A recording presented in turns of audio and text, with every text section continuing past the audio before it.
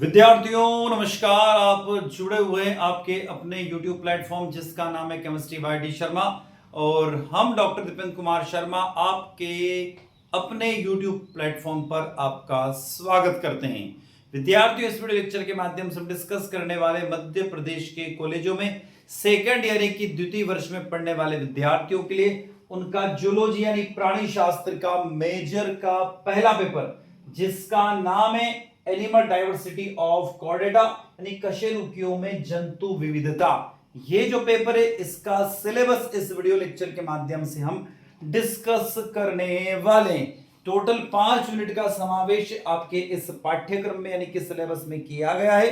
तो अब हम चल रहे हिंदी और इंग्लिश दोनों माध्यम में सिलेबस को डिस्कस करते हैं कि आपको कौन कौन से चैप्टर को पढ़ना होगा और कौन कौन सी चैप्टर के अंदर क्या क्या उसके अंदर टॉपिक्स दिए हुए हैं। विद्यार्थियों, हिंदी और इंग्लिश दोनों लैंग्वेज हम देखने वाले हैं। चलते हैं हम लोग बीएससी सेकंड ईयर प्राणी शास्त्र मेजर का पहला पेपर जिसका नाम है एनिमल डाइवर्सिटी ऑफ कॉर्डेटा यानी कशेरुकियों में जंतु विविधता for Madhya Pradesh college student. तो बात करते हैं यूनिट फर्स्ट की जिसका नाम है कॉर्डेटा एवं प्राचीन भारतीय पशु विज्ञान का परिचय, introductions to chordata and ancients Indian animal science. ये नाम है आपकी पहली यूनिट का। अब इस पहली यूनिट में आपको क्या क्या पढ़ना होगा, तो पहला टॉपिक इसके अंदर दिया है प्राचीन सभ्यता में पशु विज्ञान से संबंधित पारंपरिक ज्ञान, traditional knowledge on and science in ancient Indian civilisation. Second topic आपको जो पढ़ना होगा यहां पर दिया हुआ है जिसमें आपको पढ़ना होगा सेकंड टॉपिक में सेकंड वर्गीकी के क्षेत्र में भारतीय वैज्ञानिकों का योगदान जिसमें सुंदरलाल होरा, बेनीचरण और महेंद्र इन तीनों के बारे में पढ़ना होगा। तो contribution of Indian scientist in the field of taxonomy, Sunderlal Hora and बेनीचरण Mahendra. अगला जो तीसरा पार्ट आपको पढ़ना पड़ेगा इस पहली यूनिट के अंदर, तो तीसरे पार्ट में हम लोगों को दिया हुआ यहां पर भारतीय वाच्य में वर्णित दशा अवतार, मत्स्य, कूर्म और वारा आदि के वैज्ञानिक और कर्मिक विकास का दृष्टिकोण यानी दशा अवतार, मत्स्य, कूर्म, वारा etcetera describe in the Indian literature from the scientifics and the evolutionary perspectives. अगला जो टॉपिक दिया हुआ है चौथा टॉपिक आएगा कोर्डेटा की उत्पत्ति, सामान्य लक्षण तथा वर्ग स्तर तक कोर्डेटा का वर्गीकरण जिसमें पार्कर एवं हेजवेल के 7वें संस्करण के अनुसार origin of chordata, general characteristics and classification of chordata up to class as per Parker and Haswell 7th addition.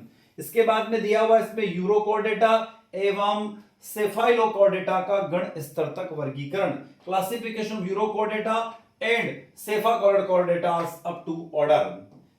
एक और दिया हुआ है 6th पॉइंट दिया हुआ इसमें हार्डमानिया का प्रारूपी अध्ययन, तो टाइप्स स्टडी ऑफ हार्डमानिया।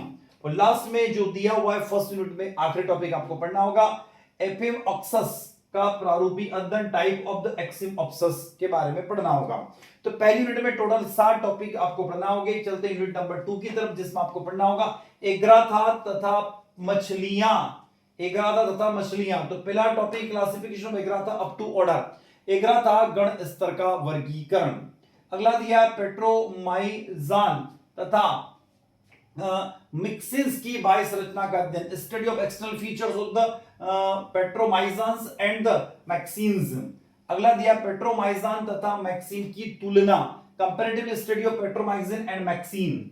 अगला दिया मछलियों में सामान्य लक्षण और गण स्तर तक वर्गीकरण, general characteristic classification of species up to order. अगला टॉपिक दिया हुआ स्कोलिडियो का प्रारूपी अध्ययन, टाइप ऑफ द स्कोलिडियो। अगला दिया हुआ इसके अंदर नेक्स्ट टॉपिक 6 नंबर का मछलियों में सहायक श्वसन तंत्र, एक्सेलरेटरी रेस्पिरेशन ऑर्गन्स इन फिशेस।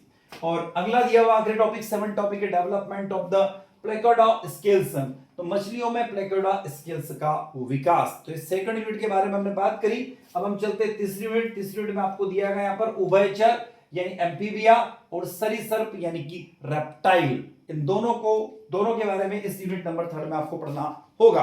तो पहला टॉपिक दिया हुआ उभयचर के सामान्य लक्षण, उभयचर के सामान्य लक्षण और गण स्तर तक का वर्गीकरण, यानी general characteristics and the classification of the Amphibia up to order. Second इसके अंदर दिया हुआ मेंढक का प्रारूपीय अध्ययन, टाइप्स स्टडी ऑफ फ्रॉक्स। अगला दिया हुआ उभयचरों में पेंडोमॉर्फिसिस, पेंडोमॉर्फिस इन द एम्फीबिया।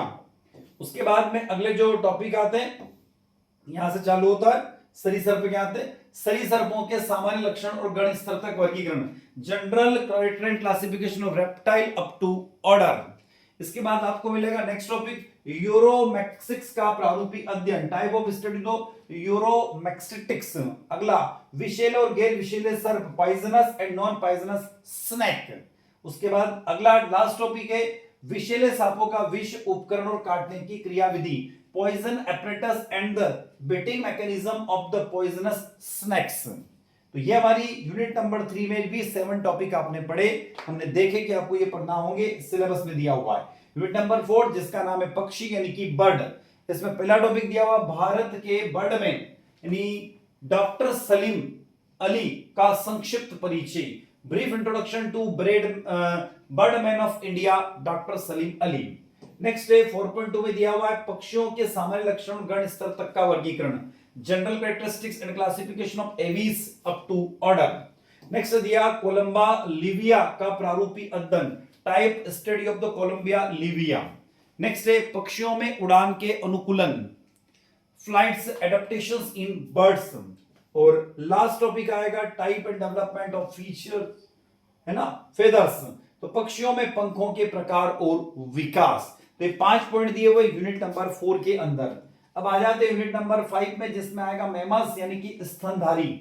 और स्तनधारियों में पहला टॉपिक आपको पढ़ना होगा स्तनधारियों के सामान्य लक्षण और गण स्तर तक का वर्गीकरण, general characteristics and classification of the mammals up to order.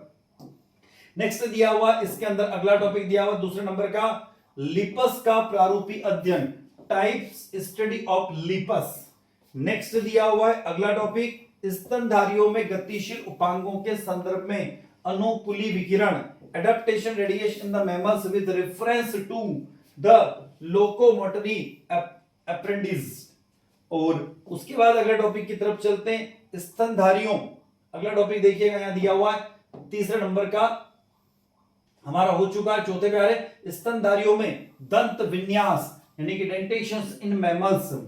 और आखिरी टॉपिक की तरफ चल रहे जिसमें लिया हुआ है भारतीय प्राणी सर्वेक्षण यानी जूलॉजिकल सर्वे ऑफ इंडिया का परिचय और इसकी भूमिका, यानी introduction to zoological survey of India यानी ZSI एंड इट्स रोल। तो विद्यार्थियों आप जुड़े हुए हैं अभी तक आपके अपने YouTube प्लेटफॉर्म जिसका नाम है केमिस्ट्री बाय डी शर्मा, और हम डॉक्टर दीपेंद्र कुमार शर्मा आपके साथ अभी तक जुड़े हुए थे। आई होप वीडियो लेक्चर आप लोगों को अच्छा लगा। वीडियो लेक्चर अच्छा लगता है तो लाइक कीजिएगा, आपके क्लासमेट तक इस वीडियो को शेयर कीजिएगा, साथ ही कमेंट बॉक्स में कमेंट कर जरूर बताइएगा वीडियो आप लोगों के साथ लगा। और अभी तक आपने आपके अपने चैनल को सब्सक्राइब नहीं किया है तो आपका अपना चैनल सब्सक्राइब अवश्य कीजिएगा जिससे हमें एक मोटिवेशन मिलता रहे और इसी तरीके से हमेशा हम आपके साथ बने रहें। तो हम डॉक्टर दीपेंद्र कुमार शर्मा इसी के साथ आपसे विदा लेते हैं, नए वीडियो के साथ नई इंफॉर्मेशन के साथ पुनः आपसे मुलाकात होगी। तब तक जय हिंद जय भारत।